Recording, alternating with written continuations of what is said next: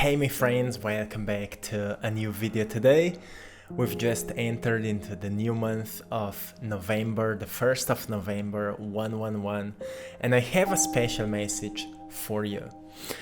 I want to remind you that this is a time of new beginnings, new opportunities, upgrades, and releases.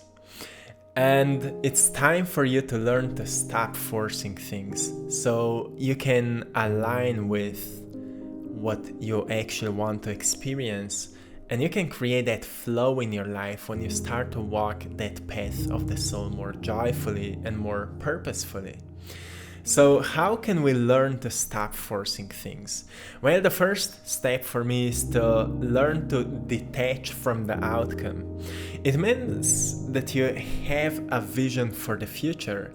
Like if you would sit down right now and you would close your eyes and you would think about what would be the greatest expression of you. What is that future you, like how your future you looks like, how your future you thinks like, feels like, acts like, behaves like, what kind of emotions that future you demonstrates in the world. And you pay more attention to it and you recognize how beautiful you are. You recognize how incredible you are. You recognize how powerful you are, how humble you are, how abundant you are, how in love with life you are, how passionate about creating you are. And once you're in tune with the energy of that future you become magnetic for experiences and manifestations that will help you to get there.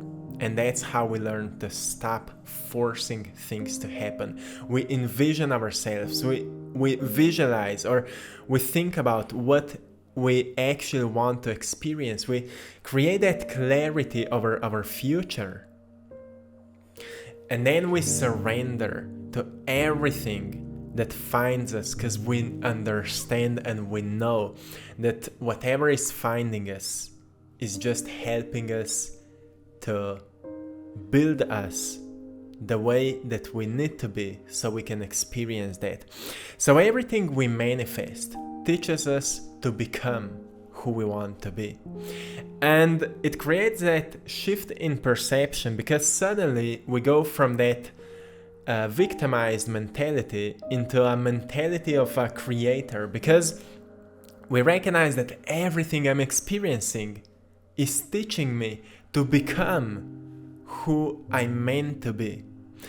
And when I say who you're meant to be, I say, what's the greatest expression of you? That's who you're meant to be. You are meant to be the greatest possible you. And you are the most powerful when you are the most you, right? And that's how we learn to stop forcing things. So I want to remind you with this message today to work on allowing things to happen. Work on acceptance. Whatever is present within your life right now, accept it. Stop judging it. Stop running away from it. Stop pushing it away. Accept it. Okay, my life right now is the way it is. What can I do to learn more from it? Like, is there a way to look on things without any beliefs about those things? Like, can I see people in my life like they are without believing how they are? Can I see the truth in those people? Like sometimes we decide to see the suffering in them, the same suffering that may be present within us, and we experience a sense of compassion for them. Maybe those people are treating us the way they're treating us because they are hurt. And you know, when we let go of the beliefs that they are bad, that there's something wrong with them, we experience a sense of compassion for them. And there's actually like an energetic bond that is connecting us with them. And when we awaken that sense of compassion for them, that compassion starts flowing to them through that energetic bond, and that's what starts healing the relationships. That's why so often we don't even need to do anything physical, or we don't even need to talk with those people. and they already start to heal themselves. And often relationship starts healing by itself when we start to look on life more through our hearts than just our minds. And that's how we learn to stop forcing things. So work on acceptance. Whatever it is present in your life exactly as it needs to be, or as it need to be, so you can become who you are meant to be. And this is, to me, the biggest realization, that everything in my life is exactly as it needs to be. And once I will be able to see what those events are teaching me, I will be able to become who am I meant to be. So, of course, it's important to have a certain vision for the future. Like I mentioned, to have that idea of who you're becoming, to see what's the greatest possible expression of you. And that vision will change as you're evolving and growing. You will see that there's always something new you can learn. There's always a way to become more humble, to become more lovable, to become more kind, more compassionate. There's always a way to integrate more of that beautiful, harmonious energy. So we'll always find something new to add up to that vision for the future. And that's evolution. That's how we are putting together a puzzle with all those little pieces that are kind of all over the place, and slowly we are creating a structure which is called you. So you're kind of putting yourself back together as like you would be shattered through your past, through your history, and now you're slowly putting those pieces of puzzles together, and you're becoming a more beautiful version of you. But it doesn't mean that you're not beautiful already. It doesn't mean that there's something wrong with you right now. It doesn't mean that you need to fix yourself. You're just knowing yourself better. That's why self-acceptance is so important, because we learn, rather than pushing ourselves down and self-sabotaging because we think there's something wrong, we learn to see ourselves as we are without judging ourselves, right? Without saying to us that there's, that we are bad people because it's hard for us to do what we want to do. For some people it's harder to build discipline in their lives, and for other people it's harder to be spontaneous. And it doesn't mean that they're bad or they're broken or whatever. We're just learning, what feels right, how to do more of what feels right, and what actually feels right, understanding our feelings. Does it feel right because it feels familiar and because it's comfortable, or does it feel right because I need to do that so I can know myself better? Something sometimes will feel right but will be unpleasant. Like if you understand that going through a certain educational process, for example, is the right thing for you to do, but you know that it's unpleasant, it's still important to in tune with that feeling and to completely understand it. Okay, this is the thing that I need to do. Or sometimes, I need to do a workout, I need to push my body a little bit, I need to be active so I can stay healthy. And it may be unpleasant, but it feels right? So we need to learn to know ourselves better, to find the difference between that fear and staying in the comfort and knowing what truly feels right. So this difference between these two different voices is so important. And only through self-awareness we can gain greater understanding of that feeling.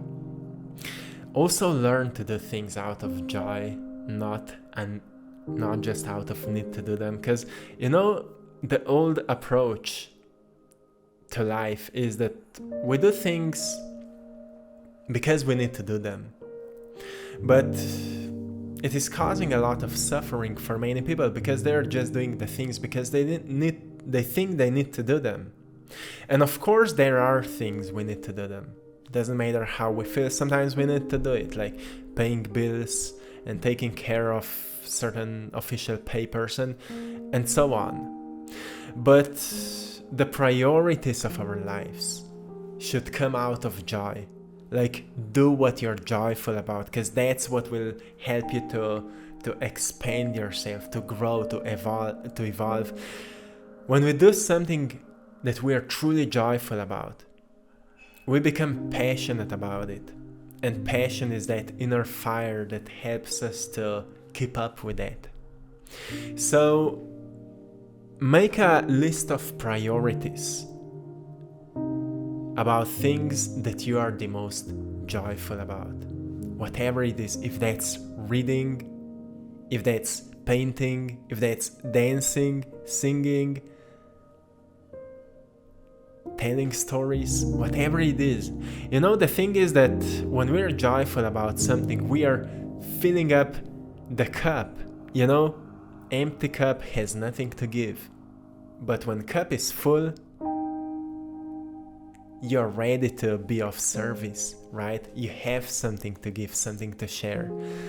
And often people say, well, I want to help others, but I don't know how. Well, it means that your cup is not full. And you need to take care of your cup, right? Do more things you're joyful about. You need to maybe gain some new experiences, do something new, fall in love with life. What can help you to fall in love with life? Do you need to spend more time in nature? Do you need to do something creatively? Do you need to meet some new people? Do you need to meditate more often so you can, organize your mind and raise your energy a little bit? Do you need to take care of your health or your diet? Take care of that. Those things will fill up your cup. And when your cup will be full, you will know that there will be no other way than give. And it doesn't mean that you need to start a community so you can start helping others. You can just say a beautiful hello to a stranger and you're already helping. You can be kind to your neighbor and you're already helping, you're already of service. We have these beliefs again, that only if I will help that way, I'm doing something good. But sometimes being kind towards people that hurt us is a really, really positive act. And when our cup is full, we can do it. No problem. We don't care about the reaction. We do it because we know that that's the right thing to do. So make sure that your cup is full. Do something you're joyful about. Take care of your body, of your energy. Nurture yourself the way you want to be nurtured. Sometimes people forget about themselves because they are so busy doing things they think they need to do. But make yourself a priority. Make your mental health a priority. Make your emotional awareness and intelligence a priority, so you can fill up your cup, and sometimes it will take time to learn something new, to declutter our minds, to take care of what we allow ourselves to perceive. And how many different sources of information is just poisoning our minds, so we feel lost and distracted. So we need to take care of these things. So make it a priority to nurture yourself the way you want to be nurtured.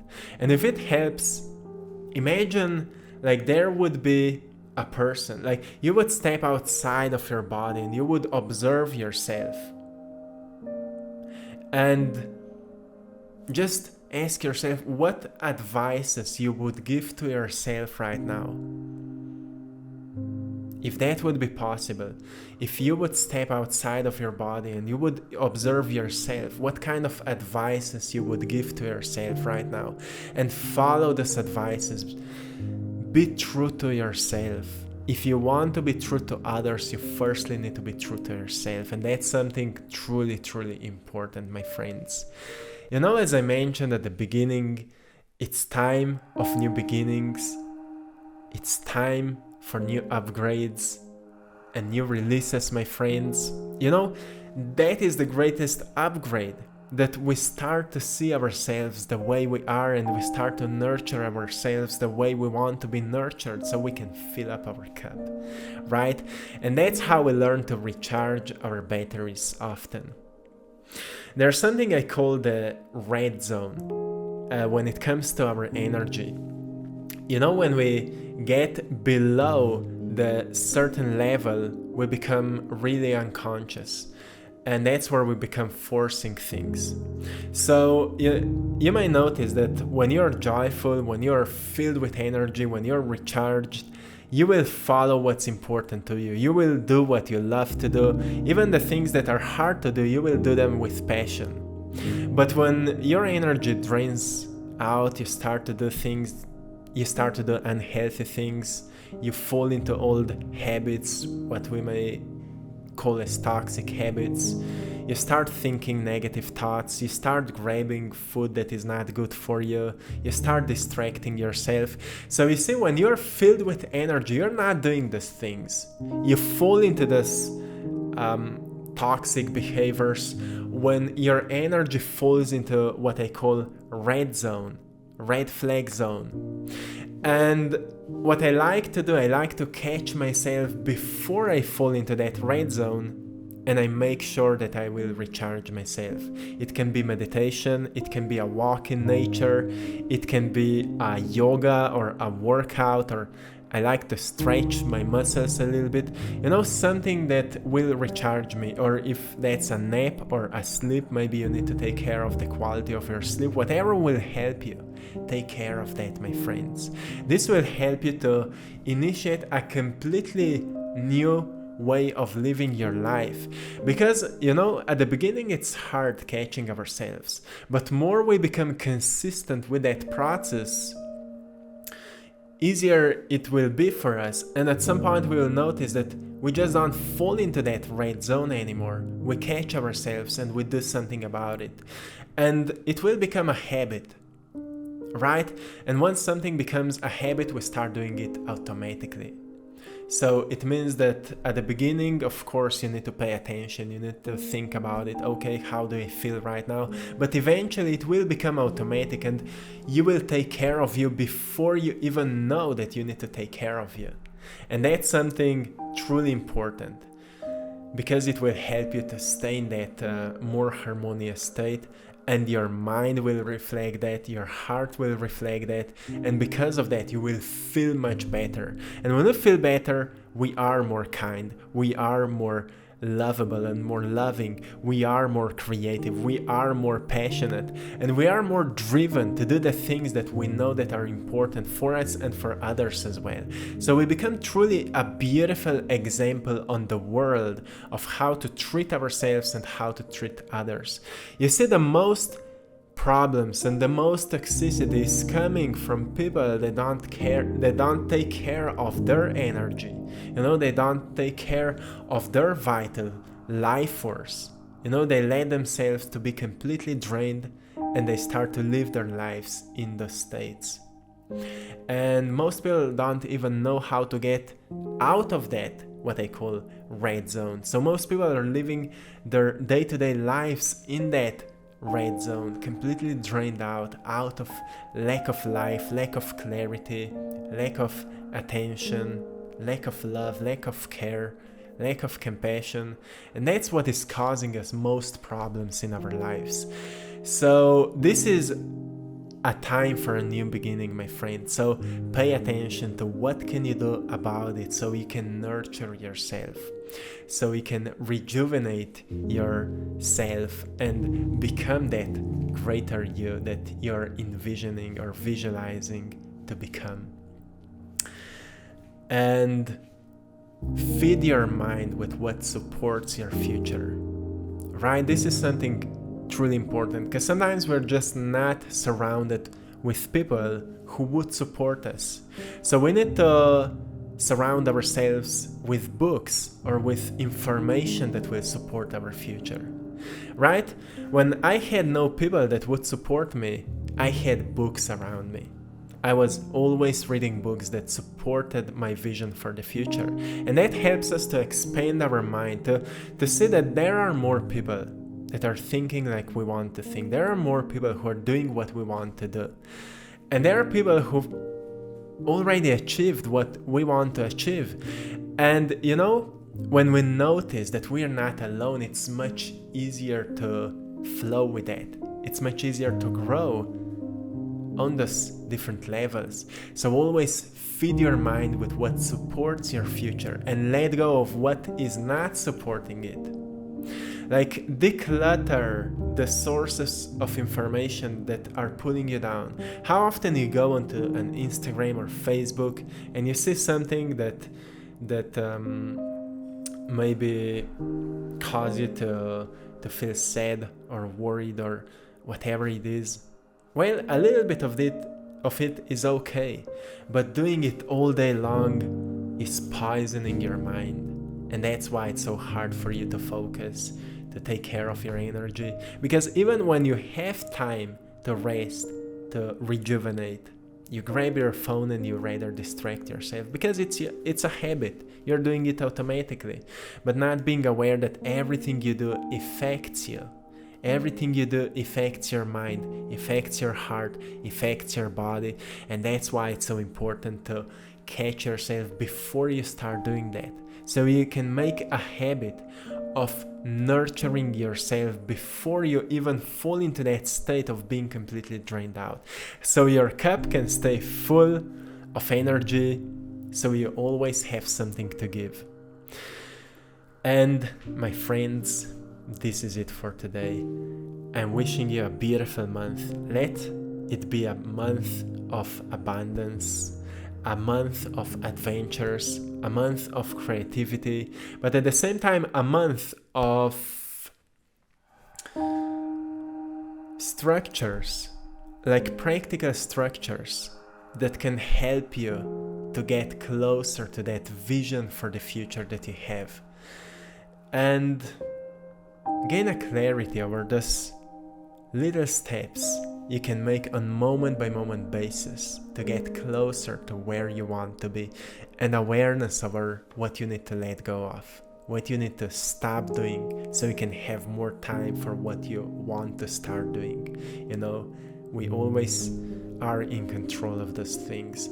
So my friends, take care of yourself, take care of your spirit, take care of your mind, and have a magnificent day. I'm sending you lots of love, blessings, and power. I hope you've enjoyed in today's message. Until next time, one love.